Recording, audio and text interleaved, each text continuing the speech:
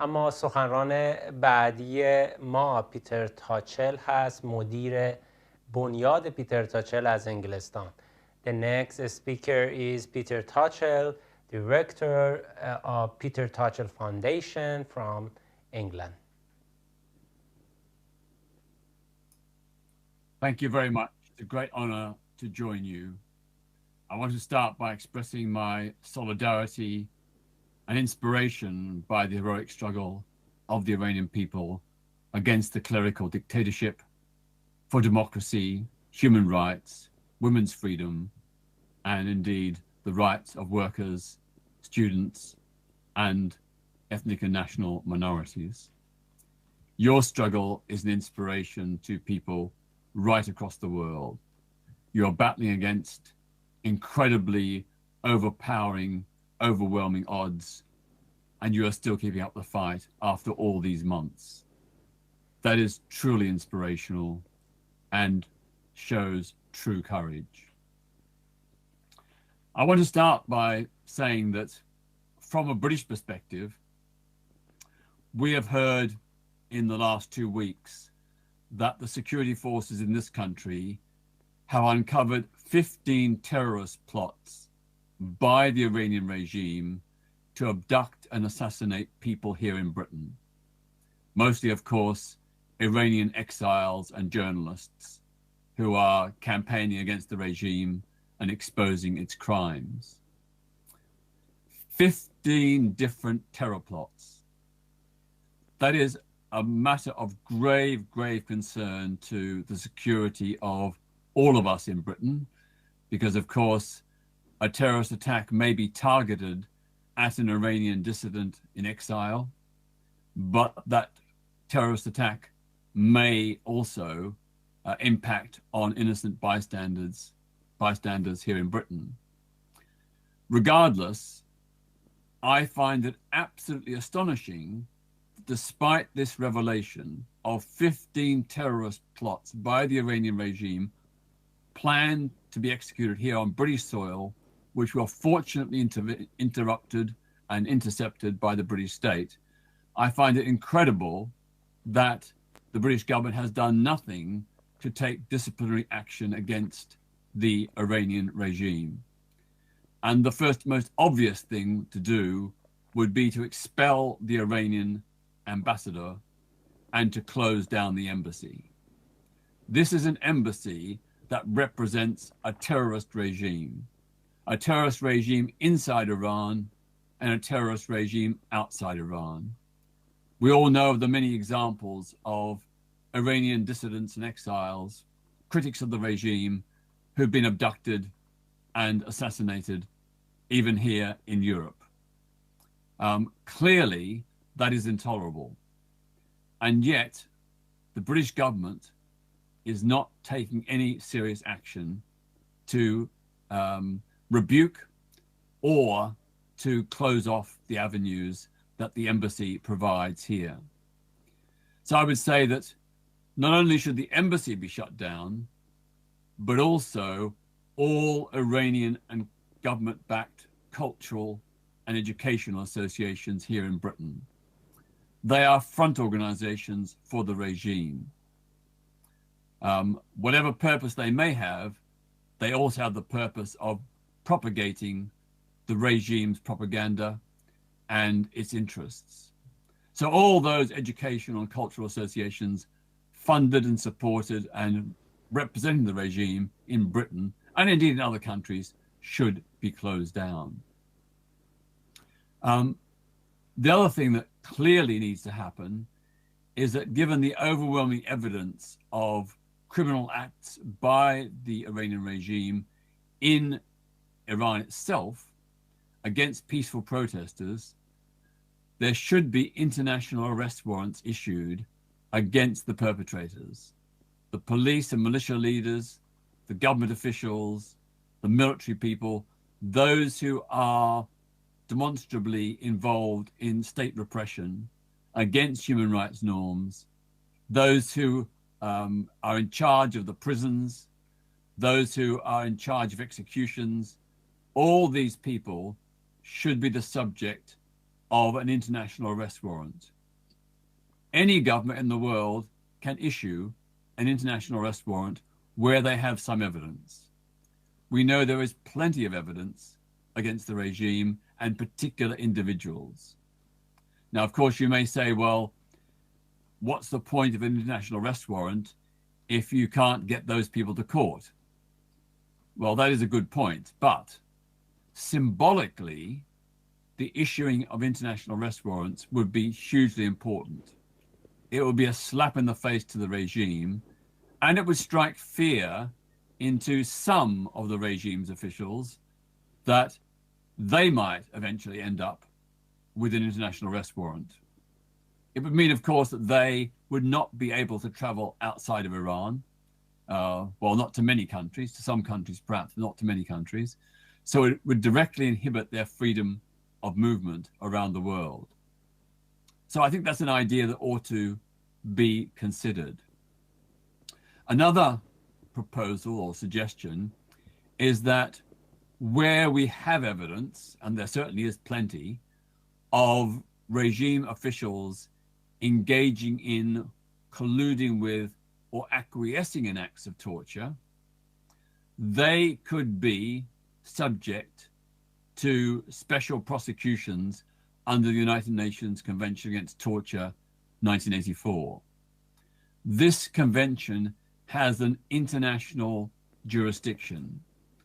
Any country in the world, and I think there's about 140 countries in the world that have signed this convention, have the power under it to issue arrest warrants and prosecutions against named officials. They don't actually have to commit torture themselves, but if they are state officials and they fail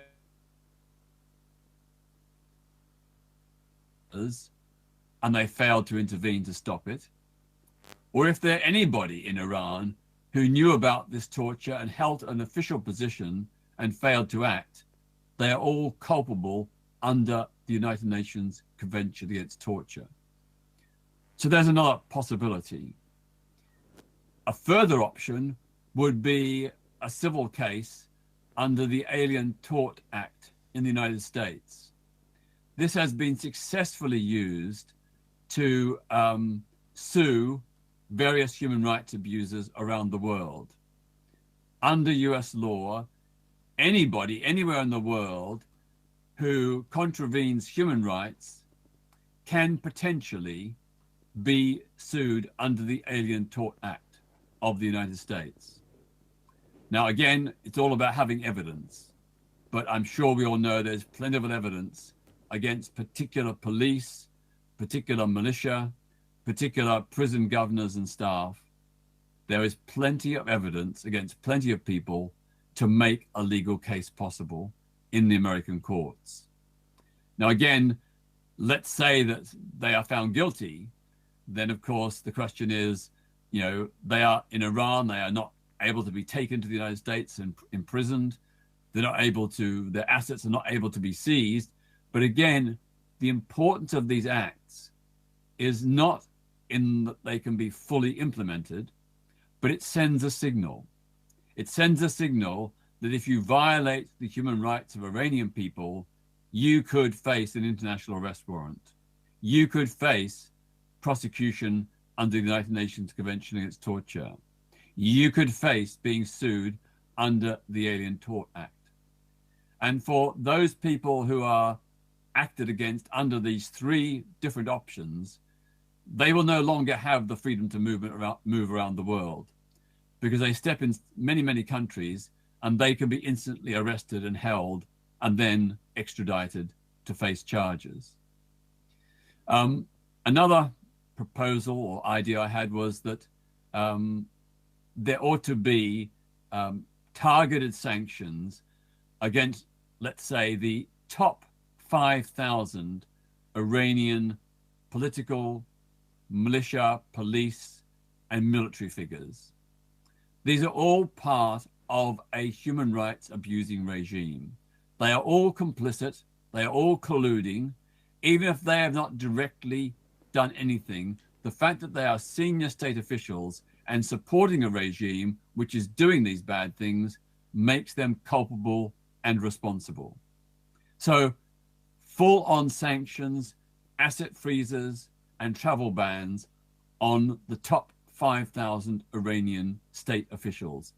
That is another way in which we can up the ante and send a signal that they cannot, with impunity, continue to do what they're doing. The final point I want to make is that the heroism of women rising up against this regime, casting off the sexism of the hijab, demanding their rights as full and equal citizens, that has been so inspiring. And it has motivated so many others to join the fight. And we know that unity is strength. We know that solidarity and people coming together makes us stronger. And so in the case of Iran, we need to redouble our efforts to ensure that all sectors of Iranian society work together to undermine and ultimately see the end of this regime in Tehran.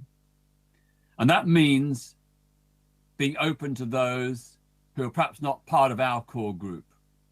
You know, if we are workers' rights activists, you know, we have to support the women have to support the students have to support the oppressed ethnic and national minorities. And this is the final point I want to make, is that there is a long history of racism and colonization within Iran. And sadly, I've heard it from many people in the progressive movement. The fact is that many of the minority nationalities were forcibly incorporated into Iran against the people's wishes. For example, the Awazi Arabs and the Baluch in the 1920s under the old Shah. You know, they have a right to self-determination. And I think it's so tremendously important that we mobilize and work with those oppressed nationalities, that they will be able to know that in a free and democratic Iran, they will have their place in the sun, that they will have the right to self-determination like all peoples and all nations need and deserve. I've heard from many, many Awazi Arabs and Baluch in these last few months that they are very ambivalent about the struggle. Not because they don't support it, but because they think if this struggle wins, will we as Awazi Arabs and Baluch be any better off? And they keep on pointing to me to social media posts from people who claim to be progressive, but who are colluding with the oppression of Iran's ethnic and national minorities. Now, I'm sure none of you are part of that. I'm sure none of you are part of that. But I just want to flag that up, that this is a problem, because if there could be a simultaneous uprising by the Kurds, the Baluch, the Awazi Arabs, the Azeris, the Turkmen and others, if they could all rise simultaneously together with women and students and workers, then that would probably be unstoppable. That would bring the downfall of the regime. So I'm not in a position to say how the post-regime constitution should be set up, but it's very clear that there has to be a place where the voices of ethnic and national minorities is heard. But thank you so much. I apologize. I'm just whizzing in from one meeting and off to another. These have been booked months ago, so I have to go very soon. But thank you so much. And I am so inspired by your voice and your message and the struggle that you are pursuing. Thank you. Thank you, Peter, for your speech. بهرام، میدونم که نکات زیادی رو مطرح کردم و مدت برنامه خیلی کوتاه و محدود هست. اگر بتونی به صورت فشرده مهمترین نکاتی که بهش اشاره کردن ظرف 2 تا 3 دقیقه بهشون اشاره کنی بسیار عالی است. سعی میکنم خیلی خلاصه بگم. پیتر تچل مدیر بنیاد پیتر تچله و از فعالین حقوق بشر و رنگین کمانی سابقه داره در انگلیس. و تشکر میکنه و میگه که افتخار بزرگی برای من که در این کنفرانس شرکت دارم و اعلام همبستگی میکنم با مبارزه برای دموکراسی و حقوق انسان و حق زنان و اقلیت‌های ملی و مذهبی که تو ایران در جریانه و الهام بخش مردم دنیا بوده و اینکه این ادامه داره، پس از ماه‌ها هنوز ادامه داره، واقعا الهام بخش. شجاعت واقعی مردم ایران رو نشون میده. این نکته دیگه اینه که در 2 هفته گذشته 15 عملیات تروریستی در انگلیس خنثی شده از طرف دولت انگلیس و این باور نکردنیه که خب این اتفاق افتاده ولی دولت انگلیس اقدام جدی نکرده علیه جمهوری اسلامی. کارهایی که باید اینا میکردن در مقابله با این اقدامات و عملیات برنامه‌های تروریستی این بود که سفیر جمهوری اسلامی رو اخراج بکنن، سفارتخانه‌های جمهوری اسلامی رو، سفارتخانه جمهوری اسلامی رو ببندن، به خاطر اینکه این سفارتخانه و این سفیر نماینده دولت تروریستی هستن. تروریست نه تنها تو ایران بلکه در خارج کشور و دولتی که فعالین و مخالفین خودش رو آدمربایی میکنه و میبره تو ایران اعدام میکنه، ولی دولت انگلیس متاسفانه اقدام جدی علیه اونا انجام نداده و به نظر من باید تمام مراکزی که تحت نامهای مختلف فرهنگی و اجتماعی مذهبی که جمهوری اسلامی دایر کرده در کشور انگلستان، اینها در حقیقت نماینده های و وابسته به خود دولت جمهوری اسلامی، اینا همه باید بسته بشه و در این حال نکاتی رو پیشنهاد که به طور اقدام‌های عملی پیتر تچل گفت که یه قوانین بین‌المللی هستن که میشه در سطح جهانی استفاده کرد برای اینکه مقامات رژیم ایران رو بشه علیهشون اقداماتی رو انجام داد. مثلا برای اینکه یک دستور International Arrest Warrant، دستور دستگیری بین‌المللی صادر بشه. میگه هر کشوری میتونه این کار انجام بده اگه یک مقدار شواهد باشه و این اهمیتش اینه که حتی اگه عملی نشه ولی یه سیگنالی میفرسته به جمهوری اسلامی. و قوانین بین‌المللی دیگری هم هستن که به اونا اشاره کرد، مثلا کنوانسیون سازمان ملل علیه شکنجه و همینطور یک در آمریکا یک قانونی هست به نام Aliens Tort Act، قانون Aliens Tort در مورد خارجی ها. اگه کسی خارج از آمریکا هم اقداماتی علیه حقوق بشر انجام داده باشه میشه اونا رو محاکمه کرد و دستگیرشون کرد. و اهمیتش بازم گفت که به خاطر اینه که این از نظر روانی اونا رو تحت فشار قرار میده. و نکته آخرش این بود که باید تحریم‌های خیلی مشخص علیه این افرادی که تو ایران شریک جرم هستن در جنایت علیه بشریت علیه مردم ایران، باید اقداماتی تحریم‌های خیلی مشخص موردی باید انجام بگیره.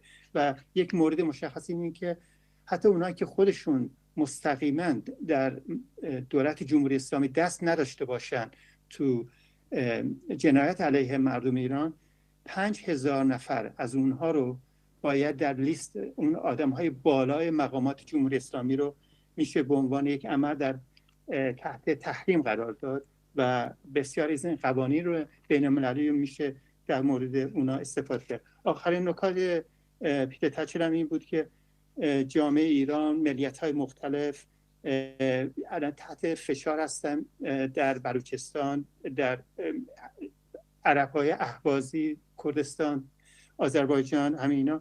و اگه اینا نگران هستن که نمیدونن دولت آتی آیا اینا رو مشکلات و ستم اینا رو از بین خواهد برد یا نه.